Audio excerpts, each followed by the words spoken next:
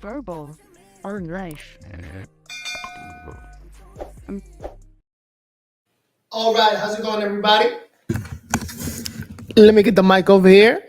All right, how's it going, everybody? So, Elon Musk gave an update on Neuralink. Hopefully, they'll make those available for the regular people. I mean, it's probably going to take a couple of years, but the sooner the better. My name is Noel. I'm battling MS, and I'm hoping to get a chance to put on a Neuralink to get me to walk. Welcome to Verbal on Life, and let's take a look at the update from Elon Musk. Always keeping us on top of the latest. Here we go. To the neurons. Yes, exactly. It's completely wirelessly.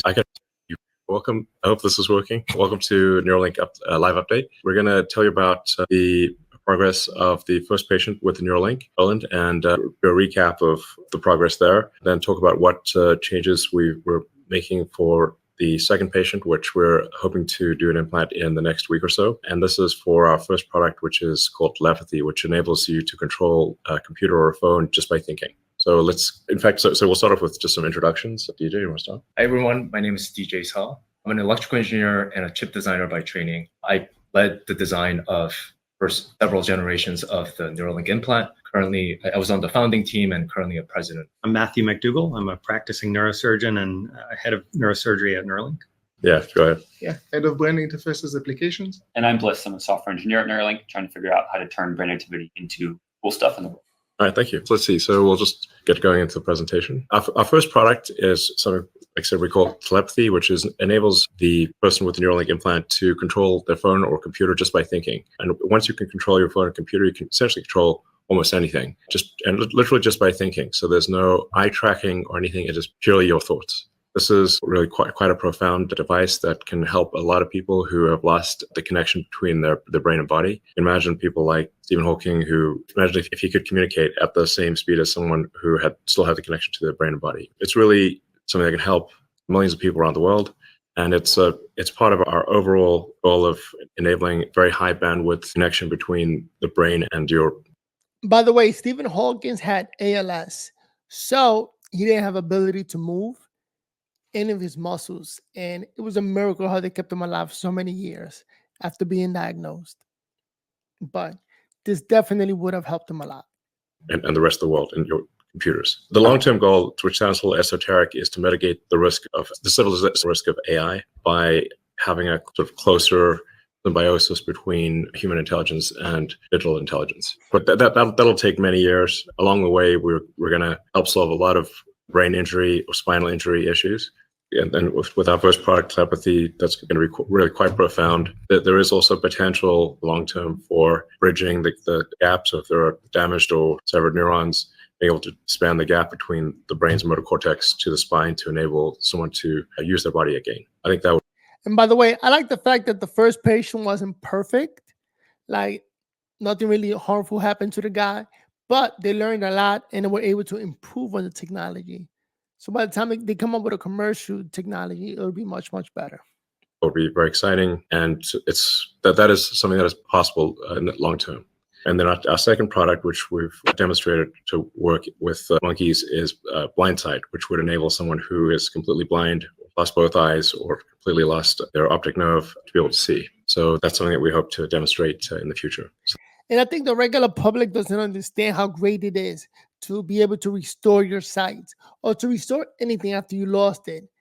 So for the general public, they don't really take it into consideration because you're fine.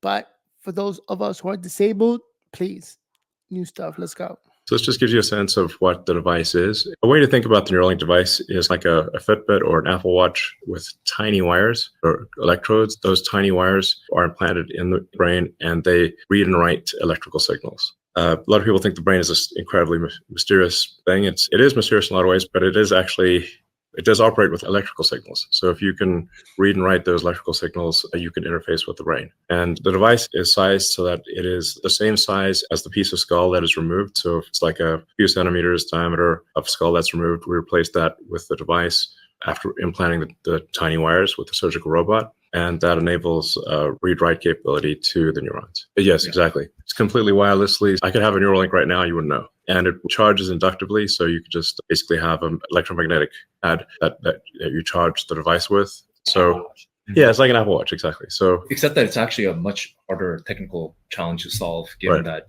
there's limit as to how much you eat the brain tissue. Whereas for phones and have a hot Apple Watch, watch you or don't whatever. actually really care if it's sitting on a table. Sure.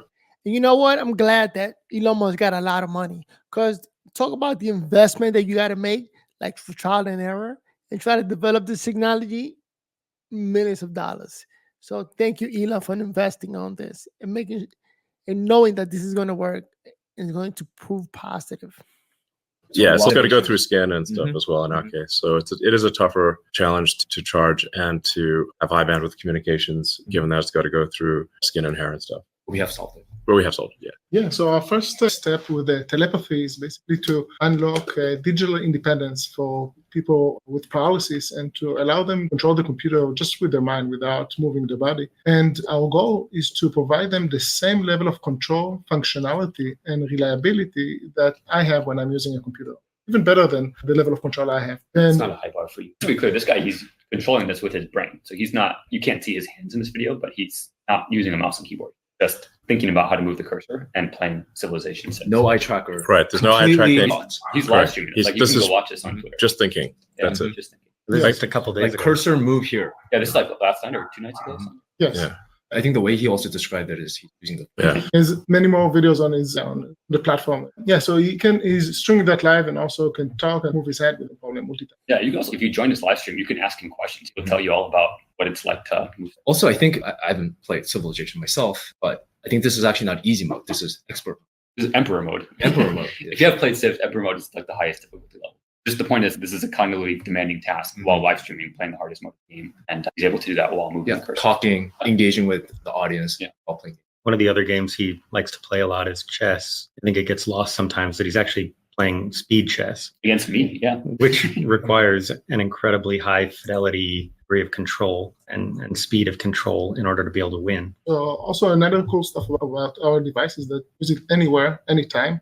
Also on a plane during a flight while creating really cool memes of cat. Also, our device unlocks things that previously were impossible for our participant. For example, we were able to connect him to his gaming console, Switch, and play Mario Kart with friends and family. And it was lovely to see them playing together after years that he couldn't do it since his injury. Imagine if you're sitting one row over from this guy and playing.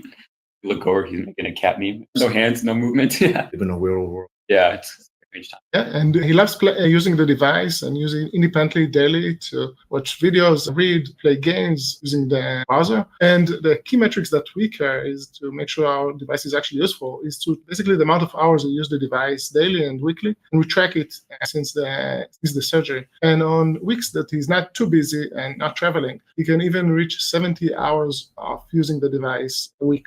This is amazing. And he would, of course, love to use it more, but need to run and he needs to sleep sometimes. And also, of course, to charge the device once in a while. Hopefully, we'll improve that over time. I think that maybe not obvious to people who are watching this. Like, it's a normal MacBook he's controlling. This isn't like some limited edition thing where there's only a few options. Like, you can just do anything that you can do on a MacBook Pro. Same one I have on my desk, actually. It's the exact same one. And maybe another interesting point is that on the first day he used BCI, he was able to break the previous world record for cursor control just by using the brain. And recently he even doubled it and was able to outperform about 10% of our engineer at Neuralink. And you can be sure that we are very good in this game and very quick. And if you want to check out how you can do it, you can do it on our website. And it's very addictive game. Yeah, it's a very simple game. You just have to click on the square. But it actually, even though it sounds silly, it can be quite it sounds like it can be quite addictive, and it's especially if you get a low score and you think there's no way I gotta. Anyone who wants to try this, I recommend going to the Neuralink.com website and seeing if you can beat Nolan's record. And you will find that's actually quite difficult to do. This is really with version 1 of the device and with only a small percentage of the electrodes that are working. So this is really just the beginning, but even the beginning is twice as good as the world record. This is important to emphasize. The media has a habit of saying that the glass is 10% empty, but actually it's 90% full. I think it's really quite an accomplishment of the Neuralink team to have achieved with the first patient, first device, twice the world record for the brain-to-computer bandwidth. That's really an astonishing, an amazingly great outcome. And it's only going to get better from here. So the potential is to ultimately get, I think, to megabit level So that's part of the long-term goal of improving the bandwidth of the brain-computer interface. If you think about like how low the bandwidth normally is between a human and a device, the average bandwidth is extremely low. It's I said less than 1 bit per second over the course of a day. If there are 86,400 seconds in a day, you're outputting less than that number of bits to any given device, except in perhaps very rare circumstances. This is actually quite important for AI, basically for human AI symbiosis, is just being able to communicate at a speed the AI can follow. Yeah, just to emphasize again, he's performing at this extremely high level with about 15% of his channels. And so we want to mitigate any of the problems that led to that situation. The brain is a fascinating organ. I'll share with you some of the secrets about the brain. During any typical brain surgery, a small amount of air is introduced into the skull. That's because neurosurgeons like to have as much room as possible around the brain. And so there's this little known control mechanism of allowing the concentration in the blood to rise a bit, which allows the brain to either expand or contract depending on where you target that CO2. But typically neurosurgeons will have the brain shrink by lowering CO2. What we're going to do in our future surgeries is keep the CO2 concentration actually quite normal, maybe even slightly elevated. And that'll allow the brain to stay its normal size and shape during surgery. That should eliminate this air pocket that we saw in the first participant. That air pocket, we think, may have contributed to eating up some of the thread slack as the air bubble migrated to be under the implant, push the brain away from the implant. And so that's easy enough to fix. Another consideration that we want to focus on for our upcoming participants is that the brain, think of it like a really complex folded onion. It's layer upon layer of sheets of neurons all over the surface of the brain, folded into this odd looking shape. The folds of the brain travel down deep into the brain, and along with it go those onion layers of neurons. And if we insert very close to one of the folds where there may be very useful information encoded in neurons, we may end up traveling with our threads parallel to some of the layers of neurons that we're most interested in, avoiding them entirely. To avoid that possibility, we're going to insert in our future participants more close to the middle of the apex of the folds, ensuring that we're crossing the layers of interest, layer 5 of the cortex. I also think that it's important to highlight here those tiny wires that Elon mentioned. They're a fraction of a human hair. They're very flexible, intentionally so, because the brain's constantly moving and you want the electrodes to be moving with the brain, causing less of the scarring. And it's actually impossible for a human, however talented Matthew is, to actually maneuver them. We have a surgical robot that we built that can actually precisely target them in any three-dimensional space, X, Y, as well as Z, with micron-level precision, while avoiding vasculature so that you don't disrupt and cause immune response from happening. So we actually have the technology to be able to place them exactly where we want them. Yeah, it was truly amazing to see the surface of the brain after the robot had inserted all the electrodes on the first participant without a drop of blood in sight. It's really quite an achievement. Yes, so something that probably most people don't realize is that the brain appears to be somewhat undifferentiated. So if you look at the cortex, it looks like a whole bunch of folds that where maybe like it's not obvious just looking at, say, a picture of the brain that the brain is highly differentiated, that you pretty much know exactly where the part of the brain is that controls your right hand and your left hand and your leg and that kind of thing, or vision. It's actually quite precisely located. It's not. So some people might think, look at the brain like, oh, it could be anywhere. But actually, its brain is highly differentiated, even though it doesn't look it. It's yeah. Do you want to describe how we actually how we identify where to drill the cranium? Yeah. So we can put a patient that is considering this implant into an MRI, so a functional magnetic resonance imaging machine, and ask them to imagine hand movements that, because of the spinal cord injury, don't happen. But just imagining those hand movements causes these areas of the brain to light up in the fMRI scanner. So we have a pretty good idea, based in fact, for each individual participant, which part of their brain is going to respond to imagined movements of the hand. And so we can map those imagined movements, much as we all do when moving a mouse, to controlling a cursor on a screen, even without the use of a mouse. Yeah, but anyway, I think this is an important point, that it's not like the part of your brain that controls your hand might be anywhere in the cortex. This is not the case. It's going to be in a very specific region, and it's going to be precision is key too. Yeah. The left-handed, right-handed, in my mind too. If you're right-handed, you want the device on the left side, contralateral side to the hand. That's your dominant. Yeah, the left side of your brain controls the right side of your brain. Another of the risk mitigations we're looking at in the future is that the implant has a certain size. The depth of the bottom of the implant actually thinner than the average human skull. And so what we want to be able to do is control the size of the gap under the implant, give the threads that travel from the implant into the brain as much slack as possible.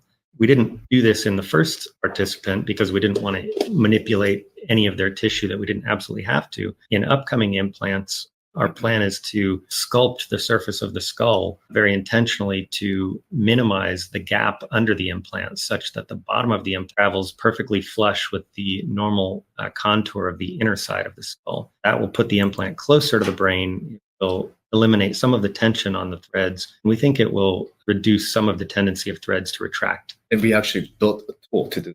Yeah, this is a very important detail. You really want the inner contour of the skull to be flush, so that the implant, the brain doesn't want to pucker up into the gap. That's really quite a big deal. Minimizing the air pocket and the implant being flush with the inside contour of the skull are two very important. The additional benefit here is that you do see some amount of stick up, what we call stick up, so you minor bump in the head, but this actually eliminates that even further. Yes, really, our goal is that if you run your hand over the top of the skull, you don't feel any bump, you don't feel any device, and that even if someone was bald, you wouldn't really even notice it. And then from the inner contour of the skull, that the brain, from a physical standpoint, doesn't really notice that there's a divot in the skull because there's no divot. Okay, another aspect of the human brain that obviously differs from any of the animals that we tested in is that the human brain is a lot bigger.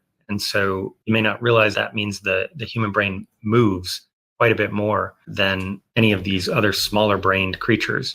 And so when we open the skull, we see the brain travel toward and away from the robot about 3 millimeters in total as the heart beats and the breathing takes place. And so that movement, it adds a small challenge for the robot in precisely choosing a depth to insert each thread. It's not an enormous challenge, and we've already upgraded the robot's capabilities to be able to even more precisely target depth in even a very rapidly moving brain with a high amplitude of movement. You may think the most obvious mitigation for threads that pulled out of the brain is to insert them deeper. We think so too. And so we're going to broaden the range of depths at which we insert threads. For the very first participant, we had an enormous amount of data from our animal work, and we had very highly optimized our insertion depth to maximize the crossing of the layers of interest in the cortex with the electrodes that we're recording from. Now that we know retraction is a possibility, we're going to insert at a variety of depths that even in several cases of differing amounts of retracting threads, we're going to have electrodes at the proper depth. And with the deepest threads, be able to track how much retraction has occurred across the surface of the brain from each thread. And so we're going to both have more threads in the right layer and have better data on how much retraction has occurred. If you're a BCI nerd, you might know that being able to control individual Z depth per thread is not something that most neural interface devices offer. Most neural interface devices are static, fixed, rigid array that you push in, and all the electrodes are on depth. To be able to do this is actually a pretty novel part of the robot. Yeah, the historical approach is to actually pound in a sort of bed of nails with an air hammer into the brain. It looked crazy. Just not a camera. This is. It sounds somewhat barbaric. This is not what we do, but this is what's been done before. Is literally just hammering in what looks like a bed of nails into the brain, which even actually works. It's astonishing that it actually works. And some people like manual, like DBS probes, you're just sticking in by hand. Neurosurgeons just guiding them in. Those are several orders of magnitude more volume of brain tissue that you're destroying compared to what we're doing. But that deep brain stimulation stuff does actually work. It actually helps people a lot. Yeah. That's a great product. But I think we'll be able to do a much more finessed version of that down the road. It's really difficult. The Neuralink device is something that really absolutely minimizes damage to the brain, absolutely minimizes the load on the patient. And the goal is to allow someone to live a completely normal life. You won't even notice that someone even has the device. So like I said, we're the ability to control your computer and phone. That's our telepathy. And then next device being able to allow people to see that could not see before. And in fact, you could allow people to see Geordi LaForge in Star Trek in any, whatever. Infrared. Yeah, infrared, ultraviolet, radar. So I think another way of saying it is that we want to give people superpowers. So it's not just that we're restoring your prior brain functionality, but that you actually have functionality far greater than a normal human. That's a super big deal. And I also think oftentimes the questions that we get a lot is, why do you have to actually go into the brain? What if you place it on the surface or outside the skull? Basically, the long story short, the physics of how it works, you really need to get the sensors, which are these placing in the brain, next to the source, which is as close to it as possible. Otherwise, what you get is you get a population response and not be able to do the level of controls that we believe. Yeah, maybe a good sort of analogy would be like if you're trying to understand what goes on in a factory, you need to go into the factory. You can't just put a stethoscope on the wall and try to figure out what's going on. Like anything on the outside of the trying to read things from the outside is like putting a stethoscope on the wall of a factory trying to understand what's going on in the factory. It's not going to be effective. You've got to be threads are got to be in there. But I just want to emphasize again, like the goal is to give people superpowers, not just to restore prior functionality. It's very exciting. And I think that should give hope to a lot of people in the world that the future is going to be exciting and inspiring. And the technology is going to give them superpowers. That's amazing. Yeah. Yeah. And can you multitask with it? Yeah. In fact, if you look at Nolan's streaming, and you can just check out Nolan's streams on the X platform. He's multitasking all the time. So he's while talking and listening to podcasts. And, yeah, exactly. It's really just if you're using your hands and you're playing a video game while talking. Don't take our word for it. They just go watch. I mean, he's out there on the internet doing his thing. Yeah, exactly. So can you do keyboard shortcuts, or is it just the mouse? Yeah, that's actually what we're working on right now. Sure. So currently he's working with the mouse, but we are also exploring decoding more dimensions outside from the neural activity, multiple clicks, so to do shortcuts or just able to control more games, control our Facebook controller. But also in the future, we plan to expand to decode the text, not just the mouse control, but also allow participants to. Yeah, actually, so maybe going back to the discussion of thread retraction, one of the very exciting parts to me about this story is that we're able to do so much with 15% of channels. You have more channels, what that actually offers you is not just faster mouse control, because in the motor cortex, neurons don't all represent the same thing. So if you're trying to understand what an individual finger is trying to do, you might or might not have an electrode next to it. And the more channels you have in the brain, the higher likelihood you have representation or decodability of all fingers on the hand. And so if you're trying to do something like output text at a fast rate, it's something that matters a lot for people who are completely locked in, who cannot speak at all, who are trying to just say, I love you to a loved one in their family, or ask for a glass of water or a scratch or whatever. Being able to type at a fast rate is extremely important. And the more fingers you have access to, higher probability you can do that efficiently. And yeah, I'm super excited about how the ceiling is we can get to as we resolve this thread retraction issue. Yeah, we're currently at approximately 10 bits per second, be great. But ultimately, we want to get to megabit. And I think ultimately whole brain interface, I think many years from now, I think gigabit level is possible. So that's pretty astonishing. This is still version 1 of our device. As we mentioned, it's version 1 with only 15% of the threads working. The current device has 64 threads with 16 electrodes on each thread. Our next device has threads with 8 electrodes per thread. Because as we get more confident about where exactly to place the thread, you need fewer electrodes per thread. So we can essentially, with the current device, without substantial changes, potentially double the bandwidth if we are accurate with the placement of the threads. And then our next generation device will have maybe even more channels. Yeah. So 3,000 in the year. Yeah, so next device we're aiming for, 3,000 channels. This will just keep getting better and better, really moving up, I think, in orders of magnitude in factors of 10, basically, in what kind of bandwidth. I think it won't be all that long before someone with a Neuralink device can communicate faster than someone who has a fully functional body, and I think faster than the fastest speed typist or auctioneer. The esports tournaments are going to be... Like you literally won't be able to speak faster than someone can communicate with a Neuralink telepathy device. It may be a very interesting part of this. Basically, we currently connect to standard inputs to the computer, to mouse and keyboards. But very soon, as we will have a much broader bandwidth, we need to think about new ways to actually build the interface for their devices. This is something that we're very excited. Yeah, no, that's a good point, because the current input devices are centered around human hands. Yeah. So it's like we've got these little meat sticks that we move, and there's a certain rate at which you can move your fingers. And so we've got like the mouse and the keyboard and or the joystick control, Xbox controller or something like that. But you really don't need that. You don't need, since you're if you're not trying to use your hands, you actually don't need those conventional control mechanisms. And so this is why ultimately I think you'll be able to do conceptual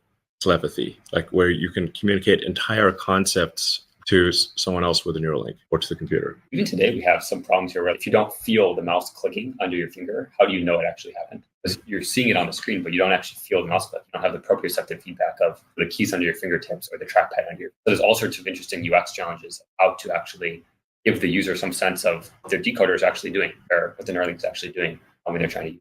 Wireless. Yeah, it's Bluetooth. Just a Bluetooth connection, just like how your normal Apple mouse or like Apple Magic Keyboard connects to your computer. Same exact thing. In fact, we can basically have this exposed as an HID interface if we want. It's just the name of the protocol for sending bits from a mouse into a computer. Yeah, I can plug into basically anything. Yeah, I think we chose that interface because it's ubiquitous. Yeah. Basically, any devices have Bluetooth capabilities. Our long-term goal is to actually have our own protocol that is safe and secure. But for now, we've chosen it for interoperability. The question is, can a Neuralink chip repair the paralysis in the long term? We can't do that right now. We have done preliminary work implanting a second Neuralink in the spinal cord, and we can restore naturalistic looking hand and leg movements in animal models.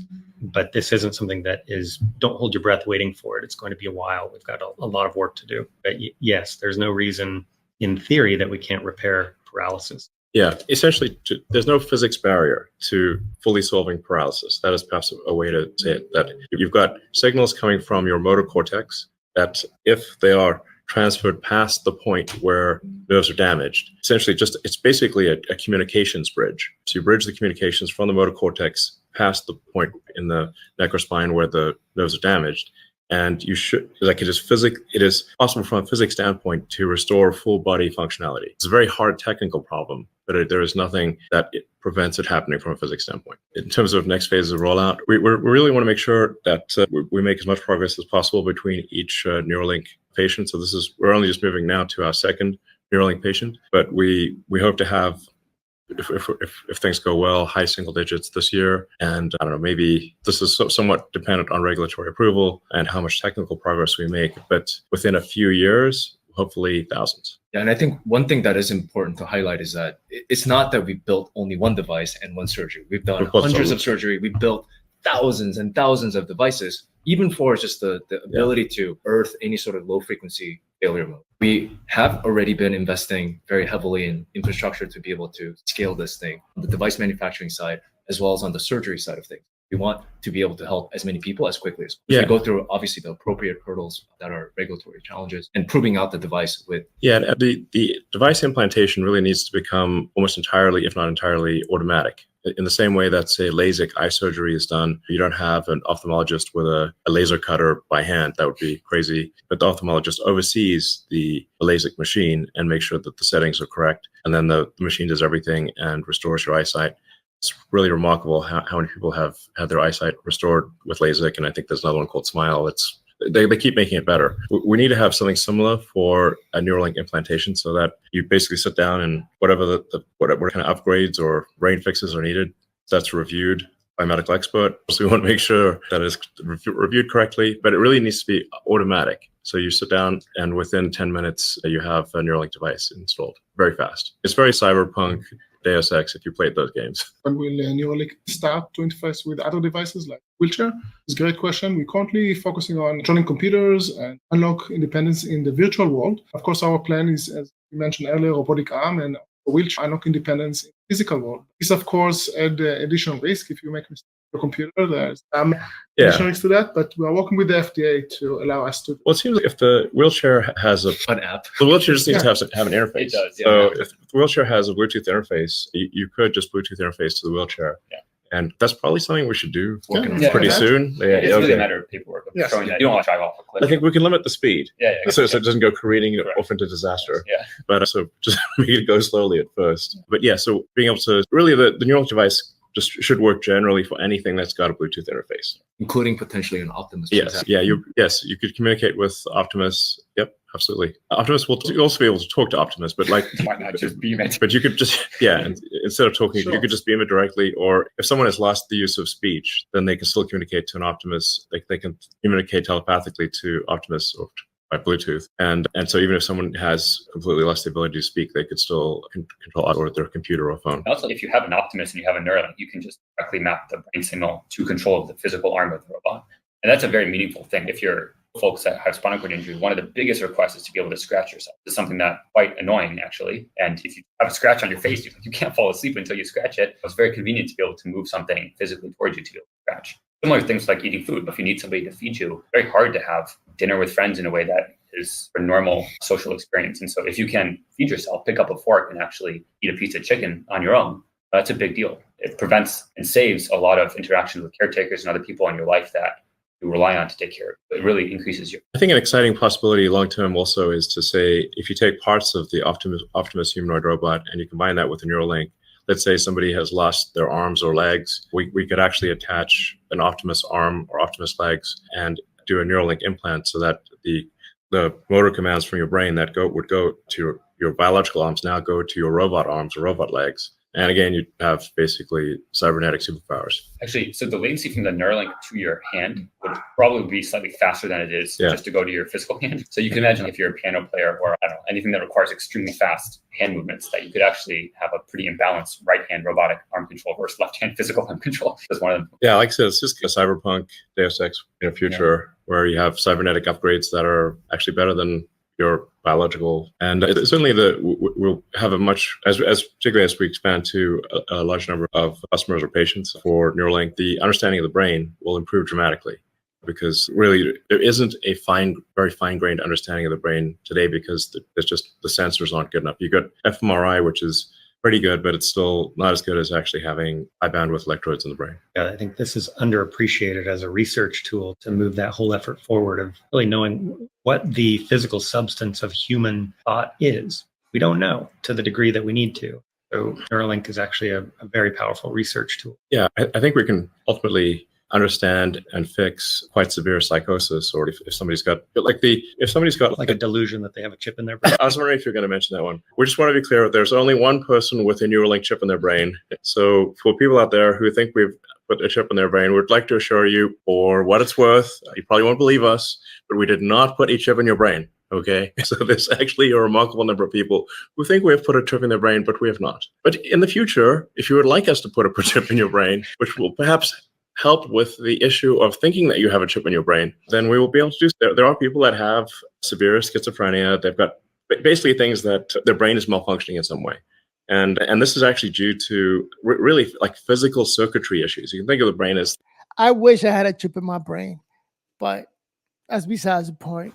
Really, it's a biological computer, and if some of the circuits are crossed, it's gonna it's gonna crash, or it's gonna have issues but with a Neuralink device, we can fix those issues and give someone who has, say, severe schizophrenia or psychosis of some kind, allow them to live a normal life. I think that is one of the likely things in the future. Yeah, you can certainly imagine. I'm sure people have like parents, grandparents who have memory that's not working as well as it used to be. Sometimes they forget who their grandchildren are or what day it is, and this is something that a Neuralink device could help fix. That's actually one of the personal reasons. In many ways, forms of you're literally losing part of your identity. Yeah, which is a very It's really it's a glitch in the biological computer that is a fixable glitch. It's a short circuit essentially. How does the device charge, and how long does the charge last? Yeah, so the current version that Nolan has, it lasts 4 to 5 hours on a single charge, and it takes about minutes to charge. The thing we've learned from Nolan is that's actually one of the main limiters for him using it more. It's actually pretty hard to use a product more than like 70 hours a week. But that's about what he has used it for in some weeks? Yeah, 70 hours in a week. Yeah. Just for context, like you sleep roughly 8 hours a night. So we're doing better than the bed. Like the bed is 56 hours a week if you use roughly. And so 70 hours a week of uses. I challenge you to think about products that you've actually used for that duration. That's again, some of these points are worth like emphasizing again, like that Nolan, our first Neuralink recipient, has used the Neuralink device for 70 hours in a week, which is incredible. Probably won't enjoy that I'm sharing his computer use publicly, but I mean, I assure you it's for productive things only. No. But actually, so one of the things we've learned is that in the next version of the device, we really need to double or increase that battery life. And so I think, DJ, the next version is going to be double. Without increasing the charge. Correct. And charging time, double the battery life, meaning you should get roughly 8 hours of use. And the goal is to actually get to all day use. So you can yeah. just charge maybe in your sleep or Right. sleeping pillow. Exactly. As soon as you've got 16 hours of usage, then you basically have 24 hours of usage because it can charge while you're sleeping. One other thing that's important, I think, to call out here is if you're paralyzed, you can't, put the charger over your head yourself. And so it's important to think about, it's not just a duration of battery use, but also can you recharge it yourself independently?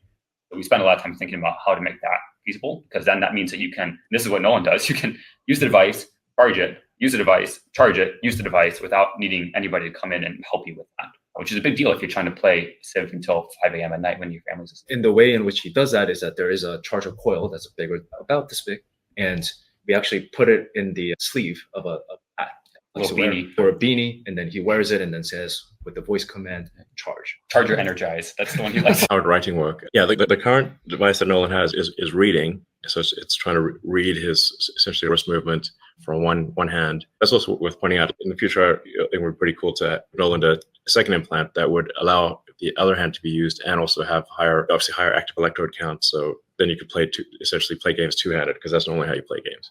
But then with writing, it's really just it's an electrical impulse. Instead of reading electrical impulses from the neurons, you issue an electrical impulse, which is obviously critical for vision. So vision is writing, which is just triggering an electrical impulse in the vision part of the brain, and that activates a pixel. So we actually do have this working in monkeys. We have it working with monkeys for a while now, where you can flash a pixel and then you watch where the monkey, obviously the monkey's a little surprised to see, hey, there's a flash here and a flash there, but gets used to it after a while. But you can see that the pixel is in the right location because the monkey's eyes will dart to that location. It's not on the screen. There's no pixel on the screen. There's no pixel on the screen, pixel in the brain. Yeah. You just verify that you're triggering a pixel in the right part of the brain. So, the initial resolution for vision will be relatively low, sort of Atari graphics type of thing. But over time, it could potentially be better than normal vision. Motor applications, as Bliss mentioned, there is feedback. Right? There's a proprioceptive feedback. There's a tactile feedback. Especially for a robot arm, like if you're trying to grasp a cup, you need to know you got it. Yeah. One egg. An egg. Yeah, an egg. To know. Yeah. It's a very much a delicate balance of not just initiating the movement, but getting the feedback and controlling it accordingly. So there is a somatosensory cortex that's right adjacent to motor cortex that could be motor movements. Any changes in neural growth after the device is inserted? We don't see any signs of neural damage, but I guess we have seen some rebound on some of the electrodes, right? Correct. And then also brain is very plastic. It's not that plastic. It does diminish quite a bit after age 20. Throughout childhood, especially when you get to about 25, brain really done cooking. There is a little bit of damage done with each insertion, but it's a minuscule amount compared to anything else out there. And it's an easy amount of damage to recover from, and it's really only detectable on cutting pieces of the brain after the animal's no longer alive and looking at them under a microscope. You can't really tell during life that there's been any. Another way to interpret this question, have the changes in neural growth after the device is inserted. One way to interpret that is like the user learning how to use the device. I think on that side of things, there's been tremendous progress. He's put in hundreds of hours trying to figure out the best way to use this device, because he really thinks that if he can figure this out, he can help share this knowledge. He's like, on Friday night at 8 p.m., he's starting a session of figuring out himself how to push his own performance to the next level. And that's really a unique learning process, because there's not many people in the world that have had the experience of moving something. And so there's a lot of nuance to, okay, how exactly should I imagine or attempt to move my wrist to get the thing to move? Yeah, he's really dialed that into it. Also, just the sheer number of hours that he's using, even in the past 6 months, right? Yeah. In many ways, he's using it in his travel, in his plane ride. Effectively, PCI has left the lab. Yeah. One of the questions is how close we're converting thoughts into text. Right now, it's more about moving cursor from the screen on a virtual keyboard. But long term, you should be able to really transmit entire words faster than anyone could possibly type. I'm able to type hello world today, but we're still in the early days of making that a polished experience. The other things that we're looking at is sign language, right? Yeah. At the end of the day, it is a movement of into. Yeah, that's true. Was the brain trying to naturally push the threads out? This is a universal feature of any implant in the body. The body tries to reject it, and the goal of the surgeons and the technology team is to fight that. And so with artificial hips and with grooves in the spine, we've done a really good job of finding biocompatible materials and techniques to fix those implants in the body. Past a certain age, it's getting hard to find someone without some kind of implant, knee kind of screws in their spine. And so we've got this problem pretty well solved. To answer your question, yes, the body is trying to get rid of any implant, but we can ensure that basically can't. It's also worth highlighting that the threads have not actually moved in the past 5 months. There's some still minor movements in terms of some maybe getting pushed in a little bit, pushed out a little bit, but it's more or less very stable. And the reason for that is, once you do a brain surgery, it takes some time for the tissues to come in, and then our tissue or the neomembrane to actually come in and then anchor the threads in place. And once that happens, it has been stable and seen much movement. That's where the world record performance starts to come in. Yeah, that was a couple of weeks ago. Yeah, the threads, it is important that the threads be extremely tiny. If they're extremely tiny, then the brain does not, the smaller they are, the less likely the brain is to react to them. That's why you want the threads to be extremely tiny and also to minimize any damage to neurons. On that note, we do plan to actually share some of the tissue response in detail in some of the later upcoming updates. Yeah. It is quite it's challenging on many fronts to do something like this, because you're trying to read and write electrical signals, but you need to have the threads themselves need to be electrically isolated and not subject to corrosion in the body. So like just metal by itself is so much subject to corrosion or being attacked. So it's like in terms of the various coatings and things to actually make this electrode work while not actually eroding its performance over time is very difficult. Human bodies are a very harsh environment. Very harsh environment. It's a Yeah. bag of salt water with Yeah. fast sensors that's elevated temperature that is well regulated. I'm sure people have experienced dropping their electronic devices in the seawater, and in an instant. So we're going to wrap this up soon. There's like a few last one more questions. I guess so. A good question. So what about upgrades? So yeah, we do think it's going to be important to be able to upgrade the device over time. Just like you wouldn't want like an iPhone 1 stuck in your brain forever. If you've got an iPhone 15, you probably want the iPhone 15, not the iPhone 1. So I think people over time will be able to upgrade their Neuralink. So we'll take the Neuralink device out and put a new one in. And we have done this with some of our animals, and they've actually, in one case, we did with we upgraded a device 3 times, and with a pig. Yeah, we did it with a monkey as well. Oh, monkey, He's yeah, able okay. to do BCI. Yeah, so and then he's doing fine. Yeah, Pager has the Pager. latest implant. Yeah. Actually, he hit his record though last year. Yeah, Yes. with an upgrade. But still beat him though. Still beat him. Yes, this is true. Humans are top of the species leaderboard right now. Page is like what, like 8 or something? Pager was like 8.5 BPS. Okay. Well, that's a very high score. Yeah. I'm not trying to put Pager down. And also to train a monkey to do that is like a whole challenge on its own. We have the best animal care team. Yeah, I just do want to emphasize we do our absolute best to take care of the animals. And when we had a USDA inspector come through, she said that this was the nicest animal facility she's ever seen in her entire life. They So order breakfast on an app. the monkey orders room service. Yeah, I'm not even kidding. Yeah, Like, we have monkey room service, which is rare. We're the only ones who offer monkey room service. We really do everything we can to maximize the welfare of the animals. All right, with that, thank you everyone for tuning in. I hope you found this interesting. All right. Well, you guys heard them. Yeah, the body does try to reject like the threats that they try to put in the brain. And that's something that they got to work on. There's a guy that used to work for Neuralink, and he actually parted ways. And now he's doing his own brain implant, but it's not using threads. It's different. It's like a card that you put on top of the head. And let's see if that works better. Who knows? But you know what? The more competition, the lower the prices. So it's actually good that more and more people are working on this. And Neuralink, if it works, sign me up. I got to figure out how to get my name on that list, because here, my name is Noel, battling MS. If you're still watching, thank you for tuning in here at Verbal on Life. Make sure to give this video a like before you go anywhere. With that said, peace. Verbal on life.